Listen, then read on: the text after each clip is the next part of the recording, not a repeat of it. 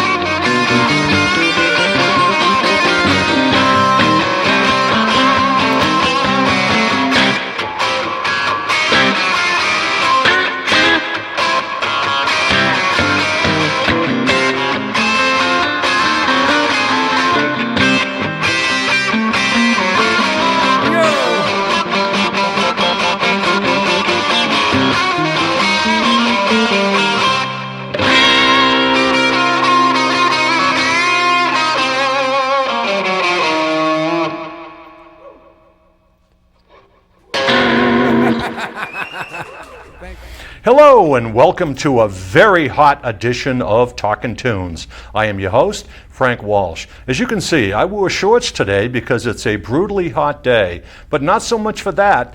This studio is going to be getting even hotter because of the guest who we have today. He is a Pittsburgh transplant who is living now here up on the North Shore, maybe on that New Hampshire, Massachusetts line.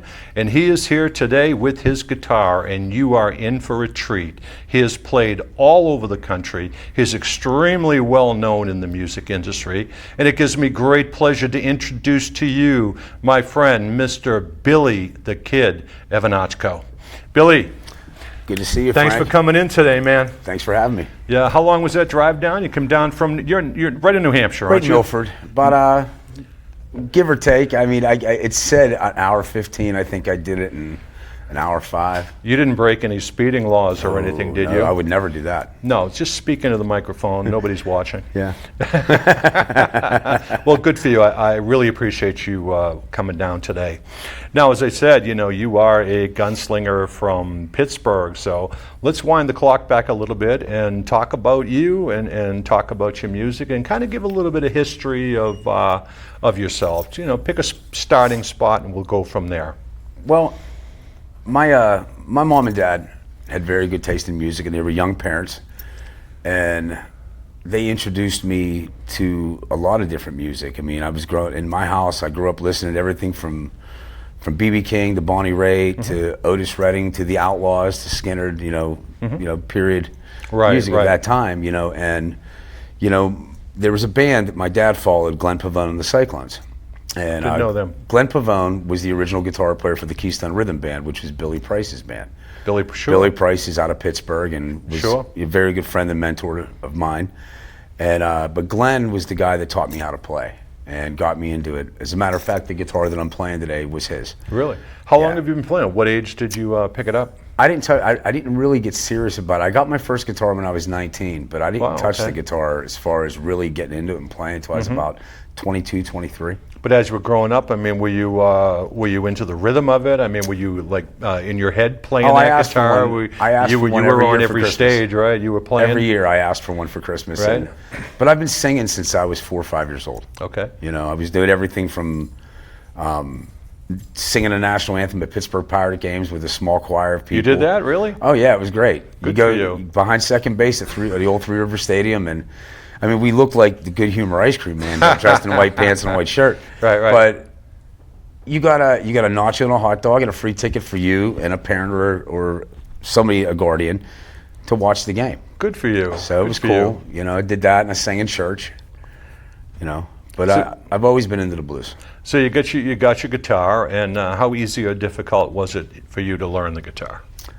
I think once I got my head out of the way of it, and just sat down and just did it, it came pretty easy once I focused on it. What do you mean, get your head out of the way? Were you overthinking it? Thinking too much about I playing? overthink everything.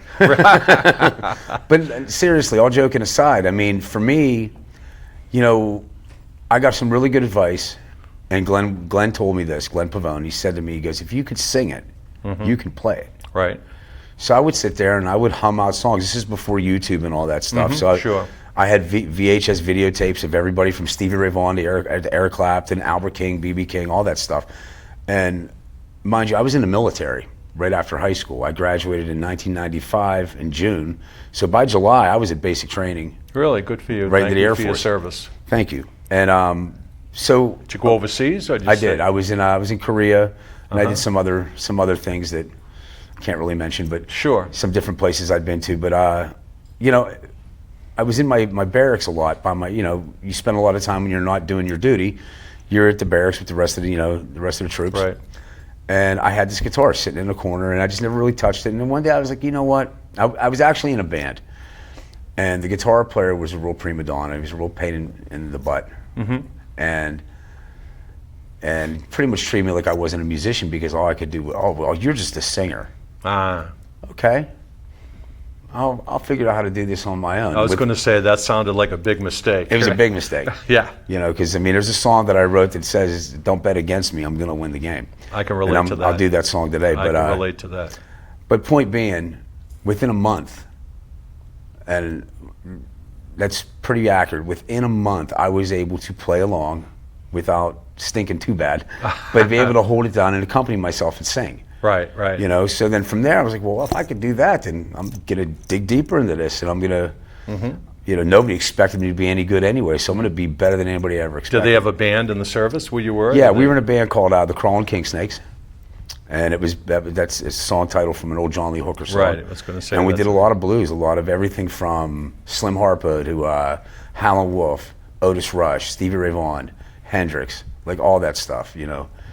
And we got to play all over the entire Korean peninsula when I was there in Korea, so it was great. Nice. Now, when you get back, and when did you make the decision that you wanted to make music an integral part of your life? What was that moment? Can you pinpoint that moment when you said, I want to do this, I want to become better, I want to get known, or, you know, whatever else was there a seminal moment where that happened?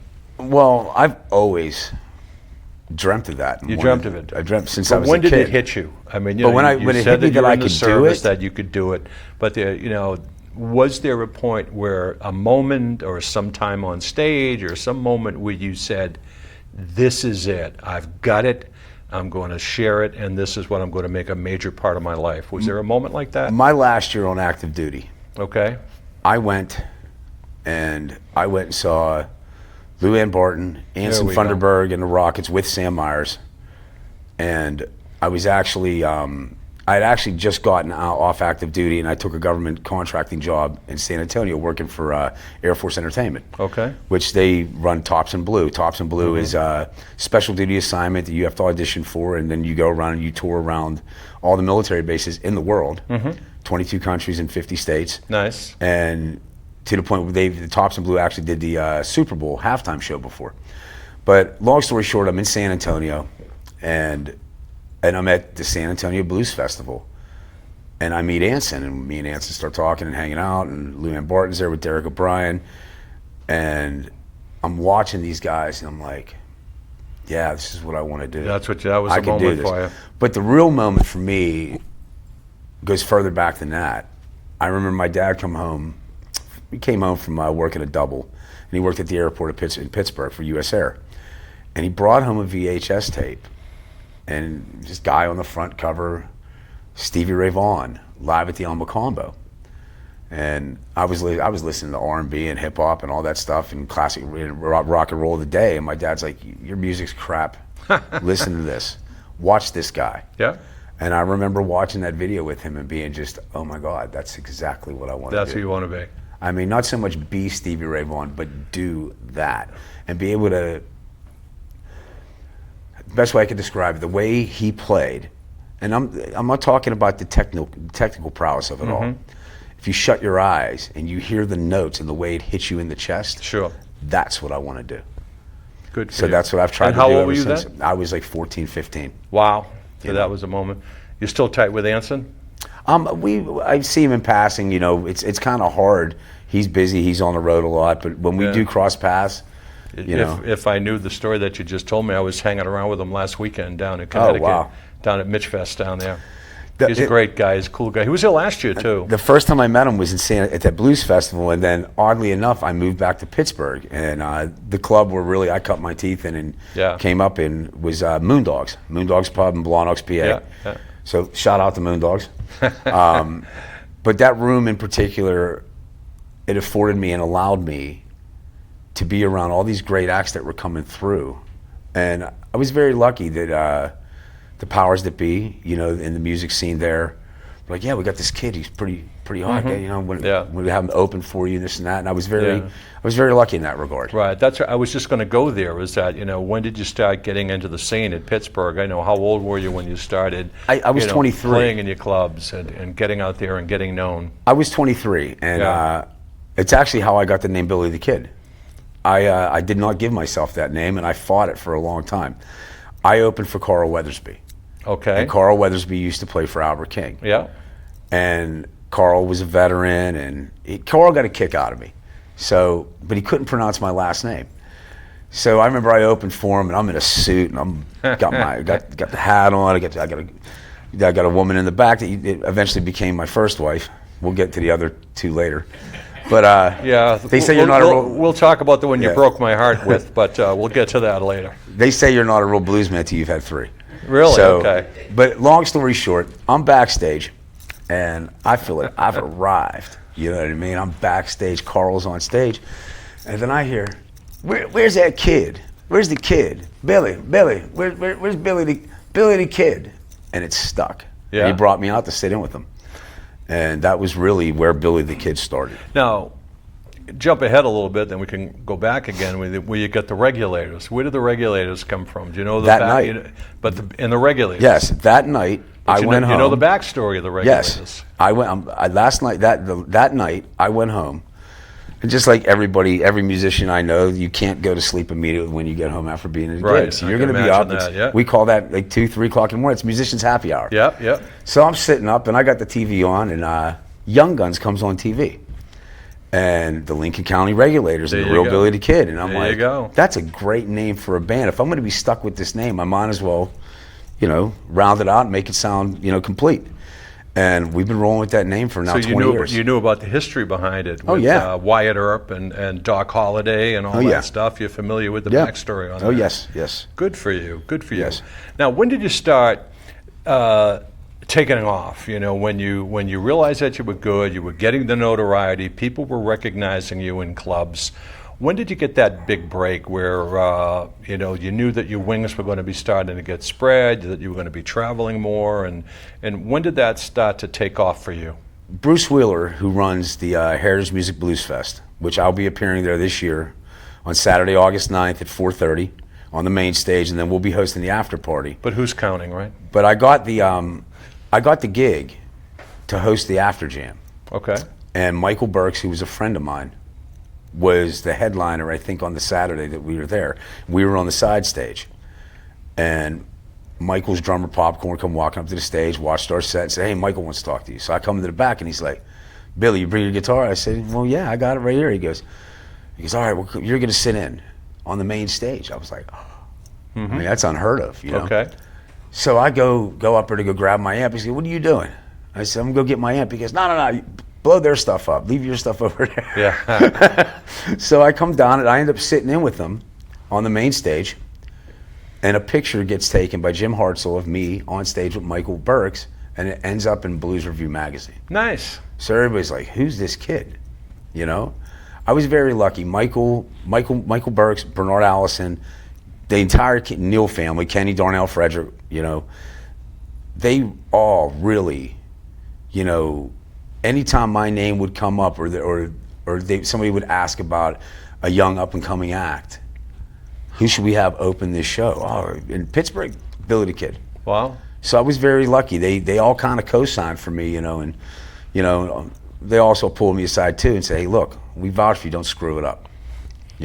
Now, when you put your band together, how easy or difficult was it to put the Regulators together? Did you use your friends, or where did you pick up the other guys around you? Well, I mean, just like anybody, I started with what I knew and who I knew. Yeah. And about, I want to say, back in like 2008, 9, I had met Fred DeLue. Okay. And Fred DeLue's been my keyboard player really since I started doing this at a high level. Mm-hmm. Fred DeLue, a little history lesson about Fred. Fred was the keyboard player in the Roy Buchanan band from like 1978 to 1980. And in Pittsburgh, he was in Sweet Lightning with Petey Hewlett, who went on to play with Billy Joel. So Fred was like in high demand. Like as far as I'm concerned, he's still one of the best B3 piano players Really? I've ever played with. And he's still with me to this day. 76 years old, he's still touring the country with me. Wow. But Fred has really been, I guess I'm going to put it in Italian terms. If I'm Don Corleone, Fred's my consigliere. Okay. Okay? Fred is always the guy that makes sure that I know what I'm doing and make sure he advises me. Because, back in the day I was young, I was very reactionary. Like now, Fred taught me how to sit back, practice the pause, get out of your own way, and just be cool and calm down. It's not that serious. I'm Italian, so I'm a pretty passionate individual. But I like to think I've kind of mellowed out a little bit. Yep. I was gonna say I've been listening to you and watching you, and I was going to say, when did you soften the edge? Because I could see somewhere along, and correct me if I'm wrong, is right now I think you exude the confidence. You know, you can back up what you do. Yeah. You carry that with confidence, but somewhere along the line, were you ever accused of being cocky? Oh yeah, but I see the cockiness in you, but I can there. see where you are now. I wouldn't call it cockiness, but I could see where people would look at you and say, look at that cocky son of a bee. Yeah, you could. Is that true? It's true, but I think a lot of that was my own fault. Well, you're young too. I was young, and like I've been in recovery now for 3 years. Okay. So congratulations. Thank you. A lot of that stemmed from a lot of alcohol, a lot of cocaine, and that's something I try now. I look back on that, and you know, as a performer, as a professional in this business, it's going to be all around you, all of it. Yep. And the phrase that stuck with me is, you have to be able to get out of your own way. Okay. You know, I believe that if you put the work in and you do have the ability, yes, talent is important to have, but talent's not going to get you to gig. Being professional is going to get you to gig. How you treat people is going to get you to gig. Right. You know? When you were in that period, did that enhance or hurt your music? I mean, when I was doing it, I thought it enhanced it until I heard and saw myself on video, and video don't lie. You know, and nobody wants to watch some idiot up there chewing his face off, playing on 10, blowing everybody out, no matter how good you are. And nobody told you that? Nobody tried? Oh, yeah, but I didn't listen. You didn't care? No, I didn't listen. No? Why would I? I knew everything at that time. And then when I got clean, I realized, wow, I don't really know. I know probably half as much as I thought I did. I had other people on this show, and I do a sports show as well, and I had this professional boxer on who told his story. And I asked him the question that I'll ask you, is that when did you hit that bottom? When did you hit that bottom, and when did you know that it was time to crash and burn, if you would, and then get back up on your feet and go clean? Was there a seminal moment for that? Yeah. I went through, during COVID. COVID was very tough on me. And I was in a relationship with a woman that I love very much. But she was an alcoholic, and she was toxic. And you were enabling one another? And we were enabling one another, and it got to the point where, you know, I could complain about this all I want, but at the end of the day, until you've had enough, you'll have some more. And I could blame and point the finger at this person and that person and this and that, but at the end of the day, if I don't like the way stuff is, only I could change it. And you know, I had, I guess, what you could call, you know, what alcoholics call a moment of clarity, you know, or a come to Jesus moment, whatever you want to call it. Did you have I call it a catharsis. You know, you had your catharsis. Did it kind of wash over you, or you know? It hit me like a ton of bricks. Emotionally? All at once, emotionally, physically, all of it. And I just said, that's it. How easy was to climb back? You know, you hit that bottom. How easy was it to put one foot in front of the other up the ladder? Easier than I thought. Yeah. But the hard part for me was, you know, they say people, places, and things. And there's people to this day that I love to death, but I can't be around them. Just because it puts me back in what I call the danger zone. Right. Where they're not going to tell me and try and watch out for me, because that's my job to watch out for me. Did you have to go back and mend any bridges? Yes, I did. You know, I did get to the point, you know, where I was, you know, I guess if you're following the 12 steps, the making amends part.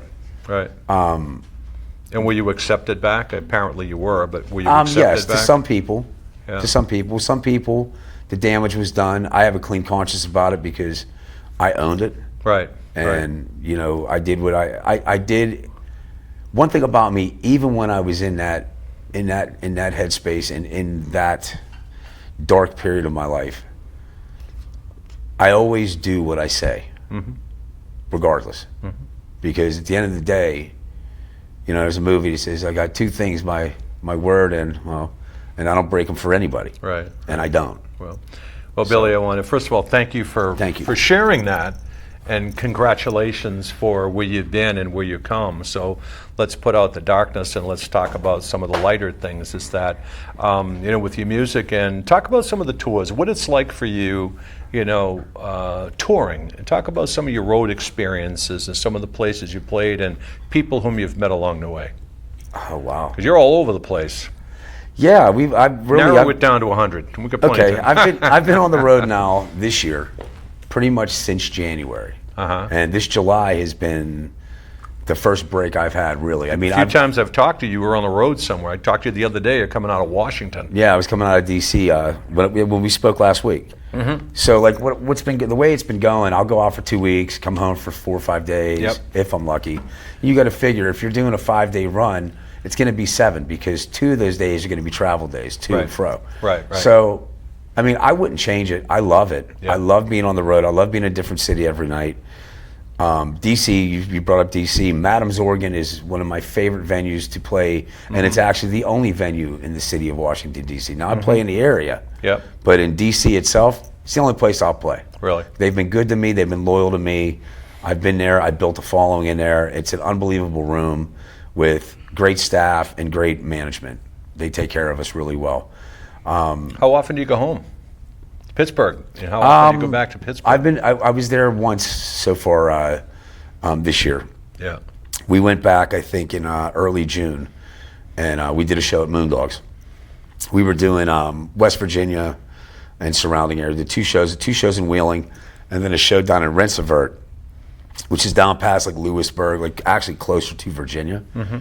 And then we did that show, and then we finished the run at Moondogs, had 2 days off, and then met up with Albert Castillo. Okay, yeah. And at the Tin Pan in Richmond, and we did a support show with him. Right. Albert and me go back 20 years. Yeah, I saw Albert about 4 weeks ago back in Saratoga. I was at the Saratoga Blues Fest, and he was there with, we talked about that, T.K. Harrell and Chris Kane. Yeah, oh yeah. The DK's, I remember when He's DK placed third at the IBC. Yeah. And I was teasing him, welcome to the number 3 club, because in 2014 we took third. Really? Wow. So it's it's us, DK, Josh Rowan, the Pitbull Blues. Back in 2020 he did it, and that's that other thing too. Since we're bringing that up, I try to tell a lot of the young acts when they go down to Memphis to compete, just go down there and do your show. Yeah, it's great to place, it is. Yeah. But do your show. Go down there for the hang. Go network. Right. You know what I mean? Because that's how you get the work. In today's game, the way social media is and everything else, it's not like the old days where a record exec is going to come out and come find you. That's not how it works. So my advice to anybody is go be seen. 90% of it is showing up. Right. Cool. Cool. So. Well, this might be a good time to take a pause and let the folks at home hear a little bit more of music. Okay. And ladies and gentlemen, we're going to have a special surprise for you. I'm not going to tell it what it is. You're just going to have to watch and listen, and we will be back in just a few minutes.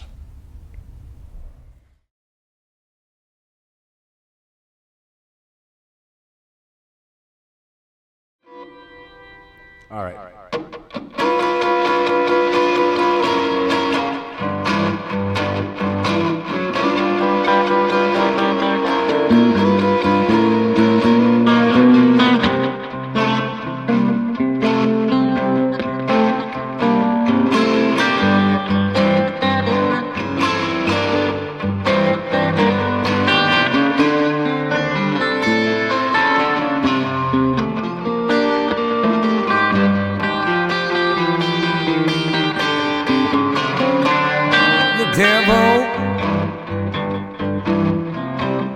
Oh, my sweet honey child,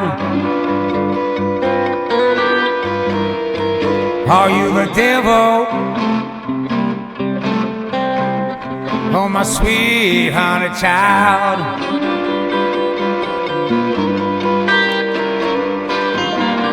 don't seem to matter. They both just drive me wild. You're fussing and fighting, baby. I don't know the reason why. I can't get a grip, you keep giving me lip, no matter how hard I try. Are you the devil. Oh, my sweet honey child.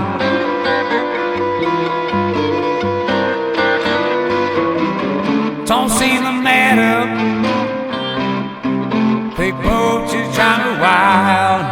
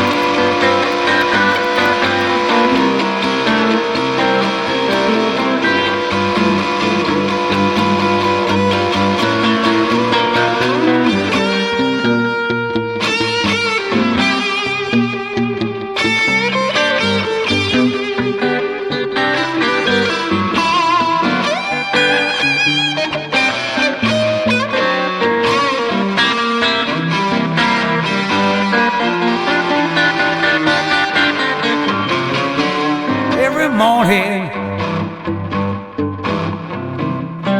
I wake up by your side. Every morning,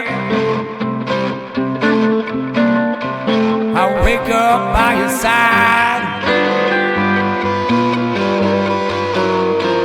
We used to be so happy till I made you my bride.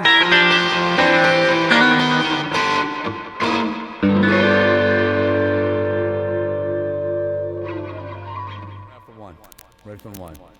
1, 2, 3.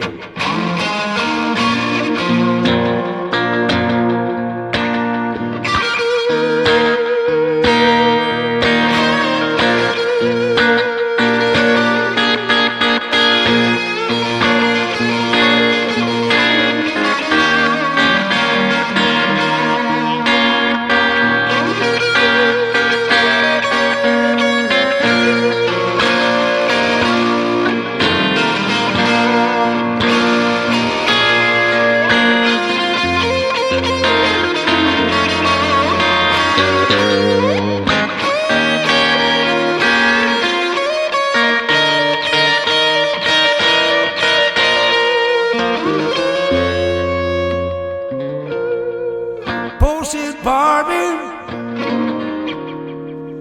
go away from me.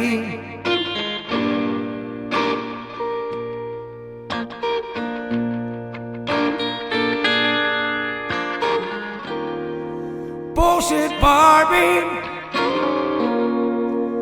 go away from me.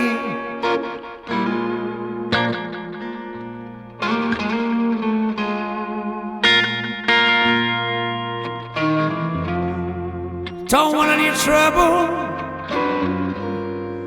Love with it's all, that's all I see.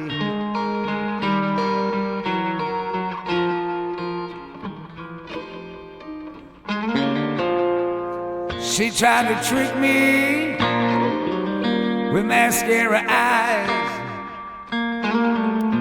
but behind them baby blues was nothing but a pack of lies.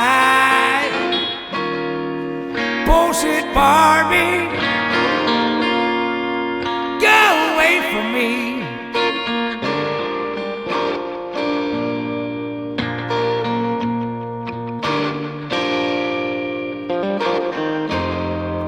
Don't want any trouble. Love with it's all I see.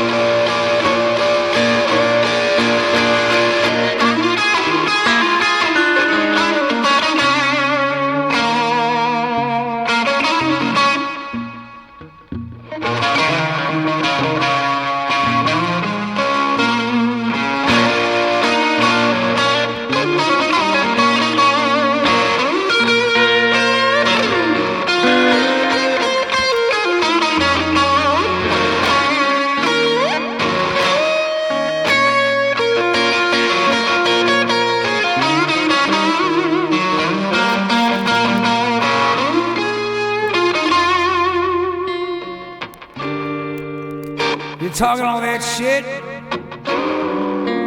out of both sides of your mouth.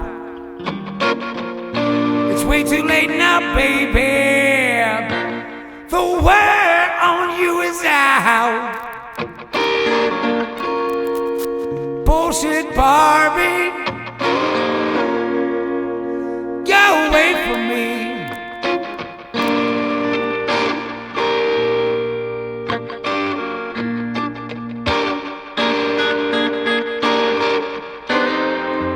Don't want any trouble. No, that's all. That's all I see.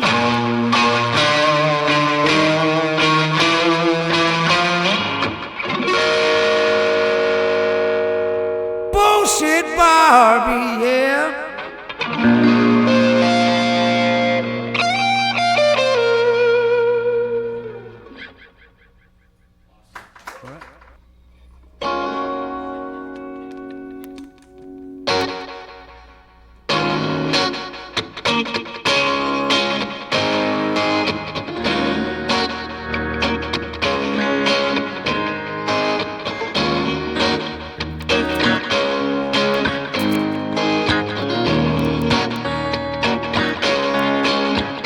Don't call to come back.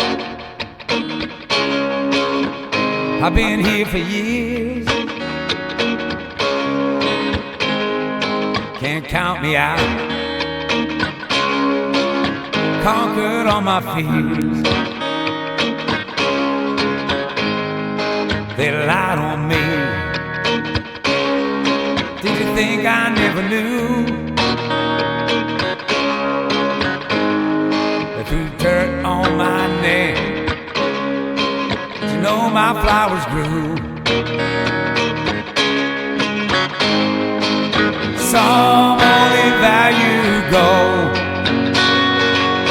some only silver appeal. I am stronger than both. 'Cause baby, I'm made of steel. I'm made of steel. I'm made of steel. I'm made of steel. Go ahead, John.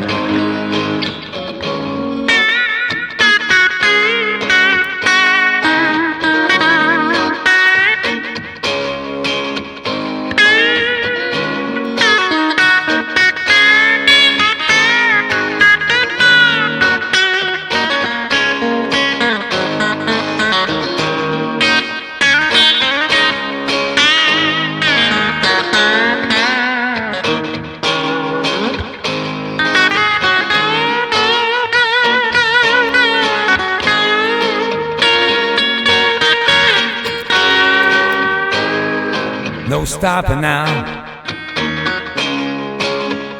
I got things to do. A new lease on life. I'm lucky I made it through. It's a new day. Ain't taking no more abuse. I scratch, clawed, and fought. The story of the blues. Some only value gold, some only silver appeals. I am stronger than both. 'Cause baby, I'm made of steel.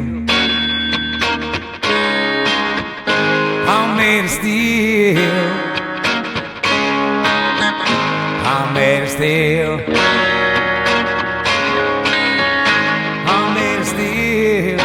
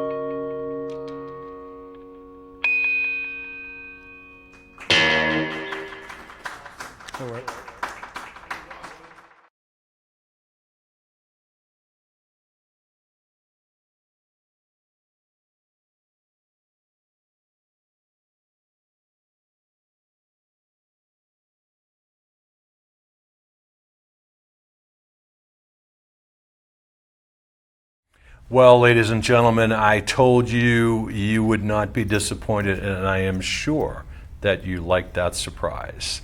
And that was Mr. John Brockler, who was accompanying Billy in those couple of songs. So look up at him. He's part of the One Dime Band, and you might remember them for being on the show. The other nickel couldn't make it today, Paul Gallucci, so we only had one nickel here, John Brockler. So look him up and follow the One Dime Band. But back to you, Mr. Billy. Let's talk a little bit about your music. Did you ever write music, and when did you wrote music, and when did you start writing music? I've been writing probably since I was in high school. Okay. But when did you start performing the music that you wrote? I would say I started doing my own original material around 2004. Okay. And when I really got serious about it was actually the first time I placed at the IBC, which Okay. was in 2013. We placed top 5 for best self-produced. And for folks at home, the IBC is the International Blues yes. Challenge. And it's the first time I'd ever put my own original compositions on an album. Right. And have it go over. So really ever since then, we've kind of had a motto in this band that we're going to do music with a message, and it's going to be original. Okay. Now, that's not to say I don't still do covers, but it's very important to me, for me to grow and progress as a musician, to write. And to write about subject matter that, that's not generic, that's specific, that it's true and is a good reflection and presentation of who and what I am and what I'm all about. Where do you get your inspiration? What inspires you to write a song and say, hey, I'm going to write a song about this, or hey, I'm going to write a song about that? Well, that depends. There's a song I'm going to do today. Okay. It's on my last album, and I think everybody's heard me do it. Can I say bullshit? Go ahead. It's the song's called "Bullshit Barbie," and I've heard that. And it's about a real person. It's actually about the woman I told you that during COVID that I was involved with, and unfortunately, so I tell all the ladies at every show, I make a public service announcement. Ladies, I've been there. Don't go around breaking a musician's heart, because you will wind up in a song. You're going to end up on a song, right? So that's, unfortunately for them, but that's what I say, exes are great. They're great for material. Right. So I draw from life experience, like real things that I could talk about. So this way, I'm not doing songs that's just cliche, or I never wanted to write or do or perform anything and portray myself as something or somebody that I'm not. Okay. I'm very adamant about that. Right. Now you don't write bad songs about TV hosts or anything like that, do you? No. Okay, all right. Just checking on that. I got to stay on your good side. Yeah.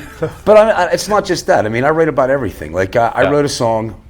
I wrote a song called "It Is What It Is," and I wrote it during COVID. And it was about Bill Belichick to that, or what? I'm sorry? You credit Bill Belichick for that? No. But there's like the last verse of that song, just to give you an idea what the subject matter is. It goes, racist bigots and politicians spit in fear and hate. They're the few, we're the many. You just can't take the bait. We got to make a change before it's too late. Fourth quarter, final round. Can't let them seal our fate.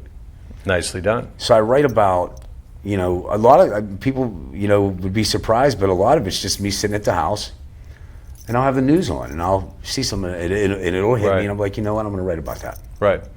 Now, did you have any other career or any other interest besides music that kind of parallels your music? I know you were in the service, you did stuff there, but any? I'm an artist. I can draw and I can paint. Okay. And I've been doing that since I was, wee-eye. So Really? That's really what everybody thought I was going to be. Did you make money doing that? Have you? I was working as doing graphic design. Good for you. And I was doing that for a hot minute, and doing everything from that to painting murals to doing desktop publishing and stuff like that. But when you do something since you were a little kid that you love to do, and then you do it for a job, it kind of makes you hate it. It's different because now it's a chore. It's exactly. It's not at your own will, and not just that. The worst for me was when somebody would put a work order in, and I'd see the work order, and I would take it, and I would make it 100 times better than what they presented. And then they come in and they look at, well, that's not what I want, and they want me to dumb it down and then put my name on it. Yeah. I'm not putting my name on something crap. I'm just not doing it. Yeah, I can relate to that. I mean, just quick aside is that, I'm a decent cook, and over the years people would say, why don't you get a restaurant? Why don't you work in a restaurant? Why don't you become a chef? And I say, you know what? It's work. Yeah, right. It becomes work. Then it won't be fun. Yeah. So I can relate to that. Now, you mentioned a CD. Is there a CD out there floating around? There is our last CD, Nice Ain't Got Me Nothing. It charted. It did well. We put that out in 23. We are actually in works of a new album right now, and it should be, I guess, projected sometime around March that we're going to release it. Okay. We have a couple songs already recorded. I'll be going back to Pittsburgh to record in August to put a couple more tracks together. But we're going to be working with Red Zero Records. Nice. Red Zero Records, for those who don't know, is Christone Ingram's, his own label. Christone Ingram is known as Kingfish. Yep. I've known him since he was a young kid, and him and Rick, his management, they took a liking to us and took a liking to me, and thought that we'd be a good fit for their label, and I'm very excited about it, which is why I'm very adamant in making sure everything's correct and perfect before we send this stuff Bringing out. any guests on with you? Gonna get any guest artists coming on with you? Do you think? Probably. I can't really. Okay. I can't divulge too much. Oh, come on! Come on! I can tell you this. It's probably. I'm hoping, if it goes the way I think it's going to go and the way it's gone so far, this will probably be my best work to date. Good for you. How similar or different is it from your other one? It's a little, I would say, it's a little more mature. Okay. It's a little more... lyrically, or? Yeah, lyrically, but even musically. But it's not, it's got blues influences. I would not call this blues. I would call it, dare I say it, I know it's a bad word to blues Nazis, but it's more of a blues rock. Blues rock. I love the blues. Right. And the blues has been very good to me, and I will never say a bad word about the blues. Right. But for me, and this is the way I justify it, blues is supposed to be a living, breathing thing, correct? Correct. Anything that lives and breathes grows. When you grow, you change. I mean, this is nothing against guys that are doing strictly Chicago blues or Texas blues. That's great. If that's your niche and that's what you want to do, good for you. Right. But I want more. Right. I want to establish myself as being, I want people to hear our music like, that's Billy the Kid and the Regulators. How easy or difficult is it to get gigs these days? I mean, anybody can get a gig, but a good gig, I like to think that if you go and you get the opportunity and you rise to that opportunity and you show the management, regardless of what the venue is, that you're professional, they're great, they're going to engage the crowd, and they're going to ring that register, then you're going to work. Gigs. But like I tell people all the time, playing is this much of it. 90% of it is driving to the gig. There's a lot of work. The equipment, it's a lot of work. The arrangements, the logistics side of it, making sure guys are getting to where they need to be, because you are running a business. That's why it's called music business. Right. Right. And I have friends of mine who, I'm retired. I got plenty of time, so I'll call up some of my musician friends and say, hey, let's go for coffee. It's like, I can't. I'm working all day. And I say, what are you doing? Trying to get gigs. Yeah. On the phone all day, on the emails all day, doing everything they can to get a gig. Now, as far as, your music, you were talking about growth and your music grows and so forth. I mean, you're still a relatively young guy. Do you have any plans as to where you want to take your music, and is there any changes that you might want to see? The old, we got a 3-year plan, 5-year plan, any of that stuff? I used to do that, but I have to, the way I live my life today, like I used to plan so far ahead into the future and this and that, and I've kind of thrown that out the window. I legitimately, and I used to make fun of people when they would say this when I was drinking and I was boozing, but honest to God, I live my life one day at a time. Okay. Sounds like a cliche, but I know enough people that it's not a cliche. It's not. reality. It's reality. That's a way of life. It's that, and not just that. I can't control anything.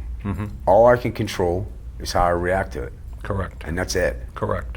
So I hope for the best and try to prepare for the worst. Cool. You know what I mean? I try to just to try and keep an even keel and just do what I can do. And, one of the things I love to do, it's really not really related to what you just said. I don't mean to get off topic, but, That's for all me right. is whenever I meet young players is to help them. And if nothing else, to give them the benefit of my experience and knowledge. Okay, like I tell people all the time, like, I may not be able to tell you what to do, but I could definitely tell you what not to do.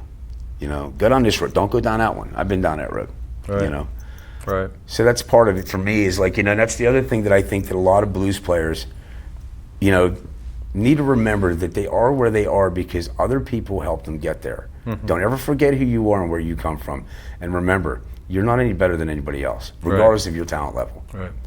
Well, a lot of people, get upset when they're asking, like, who's the best guitarist, who's the best saxophone player, who's the best this and the best that. It's like, is that a fair question to ask?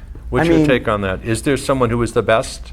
In my opinion, everybody has an opinion on that. Yeah, what's your take on that? If you're going to go by skill level and add the soul component, because anybody can be there, and if you want to talk just, fluidity of playing the instrument, I said, we'll just use the guitar, for example.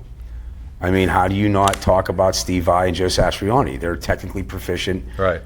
But their music doesn't really move me. Now, if I had to say right now, in my opinion, the best guitar player out there doing it, start to finish, skill level, tone, soul component, and basically, when I say that, I feel them when they play. Eric Gales is tough to beat. Eric Gales is great. I've seen him do things with the instrument that I've never seen Joe Bonamassa do. And Joe's great. Joe's who is usually the first answer that people give because he's probably the most known. But you add components like the guys, like you got Eric Gales, you have Bernard Allison. Bernard Allison is so underrated. Bernard Allison was doing all that stuff them guys were doing 20 years ago. Local guy, Mike Welsh. Monster Mike. The first time me and Mike met was on Bill Street at the BMAs. This has got to be about 10 years ago. And I walked up to him and I said, he goes, and he knew who I was. I was like, oh my God, Monster Mike Welsh knows who I am. Right. So I walked, hey Mike, how you doing, man? I just wanted to tell you, when I was coming up, you inspired me a lot because I remember him being on the news when I was a little kid, when Ackroyd picked him up and was putting him on TV and stuff. Gave him the nickname. And and he's like, and I said to him, because he put a post out about how he was going to drop the name. I'm like, you can't drop that name. That's who you are. You're Monster Mike Welsh. Right. I said, you've inspired me to be where I'm at. Yeah. And he got really emotional. Like he got choked up over it. And I think that guy right there, in my opinion, as far if you want to categorize, somebody that could play straight up blues, any style, there's nobody better than Mike Welsh. Yeah, and he's such a great guy, and he's such a humble guy. Oh, him and his wife both are great. They're great unbelievable. people. And I was with Mike, hanging with Mike about a week and a half ago down at the Music Room down on Cape Cod. Yeah. And Alan Arena was doing his CD release party, and Mike was in the band. And you know how great Mike is. He's phenomenal. He's phenomenal. But to see him step back and recognize the fact that he was not the star of the show. This was Alan's show. Right. He did his solo, but did he steal the show? No. No, Was he he supported. great? Was he great? No doubt. Yeah. But I saw I had a lot of respect for him that night, for him not letting go. Alan backed up Right. and he gave everybody their solo when he said, "Take Yeah. it away, Mike." Yeah, And he don't lay down. he just played a nice thing, and everybody cheered, and he backed up, and it was like, so I was talking with him afterwards in the back. You were great, Mike. It's like, thanks, Frank, and very humble, very quiet guy, but he can play and just blow the roof off anytime he wants. At will. Anytime he wants. The only other guy that I ever met that was like Mike, and it's funny too because we mentioned the International Blues Challenge. I had no intention of ever doing that. I'm in Wheeling one year. This is like my second or third year there, and this is when I had met Sean Costello. Mm-hmm. Me and Sean were friends, and Sean and Albert I'm down. I'm coming out of the bar and I'm all boozed up, and they sit me down and Nah. listen. They're like, I listen, can't believe musicians drink. you want to get further in your Can't career, you believe need to get that. out of Memphis. And they had both went down and they both placed. Mm-hmm. You know what I mean? They're like, listen, Billy, don't get. I said, I'm not going to win that thing. You don't have to win it. Just go. Yep. Go network, go be seen. But the reason why I bring that up is because Mike, in my opinion, for as far as that old school blues style, authentic, where you could go from Magic Sam to Otis Rush, you know, because when Mike him and Mike Ledbetter were together, but Sean Costello, Nobody better. the those two of them guys were the two best I'd ever seen Yeah. doing that. Yeah. You know, Phenomenal. yeah. Couple other things I want to, just a couple of points before we move on. And if you were to, pick somebody, you rattled off a whole lot of names, dropped a whole lot of names, but if you could sit on a park bench with anybody living or dead and pick their brain and hang out with them for an hour, who would you sit on the park bench with? Wow. Anybody living or dead? Living Does it or have dead. to be a musician? Whoever you want. My grandmother, Why? because I miss her every day, Good for you. Good for your grandma. and she was Big influence on you? Go yeah, for it. yeah, Go she's, for it. Let it rip. It's all I, right. I would like to think that she'd be proud that I overcame what I overcame, and I did it, and I feel like she was with me the whole time. How long? I would like to thank her. How long have you been without her? Oh man, she passed. What year? About 2010. It's about Really? 15 years now. Did she see your fame? Did she get No. on that bandwagon a little bit? No, she. I got to go see her at the home, and I think my sister and my mom brought her the newspaper and showed her that I was on the cover, and she was the one that a lot of my family told me that that what are you doing? You're living this pipe dream. You need to get a real job. You were in the service. Right. You got to go get a good job. You do this. That's you're not going to get anywhere doing that. And I'm the kind of person telling me I can't do it. You'll do it twice. Yeah, twice. I'm with you on that. Yeah. That's awesome. But she was the one constant that always told me to, no matter what, follow your heart. Well, I understand that Stoughton Meteor Access has a direct line up to heaven, so she can probably watch you up there. I hope so. She'll be watching you up there. Now, one other thing I want to talk about is my dear friend and your new wife, Rachel. And that, Rachel, you broke my heart when you stole her from me. She's And the best. I say that jokingly. She was just so sweet. But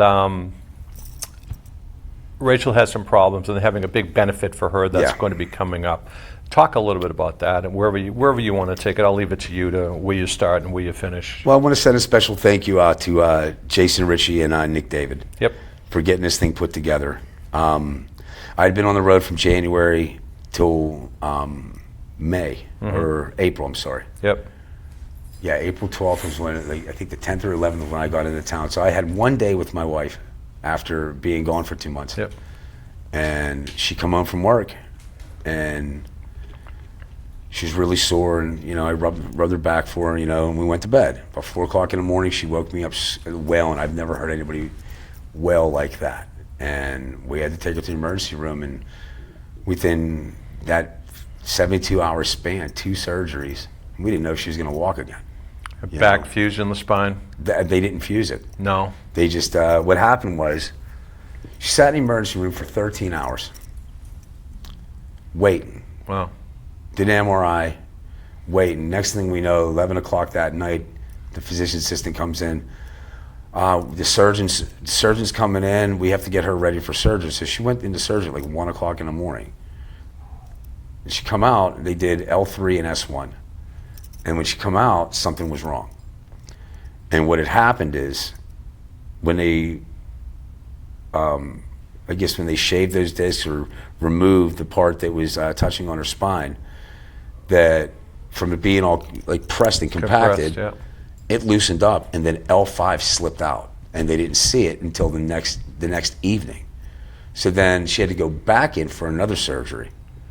So right now we're in the process now of just kind of wait and see, do the rehab, to get the nerves to start functioning correctly again. Because right now she has some neuropathy, but she's tough. That's the toughest girl I've ever met in my life. I saw her over the weekend, and she was, I said the wrong thing. She would have beat me with her cane, so I was very careful. Well, she looked great. She comes by, and honestly, the first time we actually ever hung out, Memphis, right? Well, that's when we met. Yeah. And we actually had known each other for years, like through the business, because we were mutual friends. Right. But I flew up, and I said, she goes, "What do you want to do?" "Well, I don't drink anymore, so how about we cook?" So I made graplis, which is a Syrian Lebanese dish. Lamb, rice, and like they call it dolmas or domales. Yeah, yeah. And so we're talking, and she's asking about I call my Syrian grandmother Situ, and then my Italian grandmother was my nonna. So we start talking about our heritage and stuff. I said, well, what's your nationality? She goes, "Well, I'm Jew-Italian." I said, "Oh, okay." So she's half Jewish and half Italian. Right. So I get sauce and meatballs on one side and matzo ball soup on the other. So I'm set. Good for you. Yeah, she's great. Now you have this. We have to move it along a little bit, but talk about the benefit that's going to happen with Jason Ritchie, Nick David putting it on. It's going to be a big soiree. I actually, without looking at the flyer, don't even know exactly where the venue's going to be. Well, I asked Rachel. I think. Do you know what it is? Yeah, it's going to be at the Blue Music Room up in Salisbury. I knew it was in Salisbury. And I think Smack TV is going to have the privilege of filming it. Rachel would like it filmed. Yeah. And just waiting for the clearance from the venue. I'm going to be filming that for her. I'll make a nice DVD and everything for her that she can have for posterity. But it should be a great event. Look who's on the lineup. The lineup is unbelievable. But is there anything else that you'd like to mention or that you'd like to talk about before we wrap it up here? I think we covered a lot of bases here. Yeah, I think we about covered it all. I want to thank. We missed? I tell you what I want to thank. I want to thank the New England scene. Yep. For making me feel so welcome. You burst on the scene. You didn't knock on the door. You just broke it open, and I say that in a complimentary way. Everybody knows you. I'm happy to be up here. I appreciate certain areas in the country are different about how they accept and receive music. To some areas, you're just wallpaper. This area, you're not that. The people that I've met here are for the music. So without them, I wouldn't have a gig. So thank you for that. Cool. Well, I'm certainly glad that you came here today. Thank you for having me, Frank. You're welcome. Appreciate it. And of course, we wouldn't be able to do this without the fine people at SMAC. And also, we have a pretty good following here today. Yes, yes. We have a lot of guest people in the audience here. I could rattle them all off, but I want to thank you all for coming today and being here. And shout out to John Brockler for backing me up. And John Brockler, one dime in the house. We've got a whole group. We got Donnie Cerrone, one of the regulars, George Carr, Rich Goldman, John Brockler, Kim Lieb, Nat Cerrone. We got Bev. We got Kim. Who we got over there? Who's hiding over there? Gary. Brenda. I am old and forgetful when it comes to names. But I will not forget the people who are pushing the buttons and make us look pretty. That is Luke. We have Caroline in the booth. We have Anya, who is running the ship, who is on vacation this week. And without them, I couldn't do the show. And also, I encourage every show to go out and support your musicians. Go out and support the Billies. Go out and support the music scene. Go to the local clubs. Go to the venues. Buy some pizza. Drink a beer. But go out and support the musicians. They can't do it without you, and you can't do without the music. So it's a win-win situation. So for everyone here at SMAC, once again, for you, Billy. Thank you, brother. I am Frank Walsh. Tune in and tune on.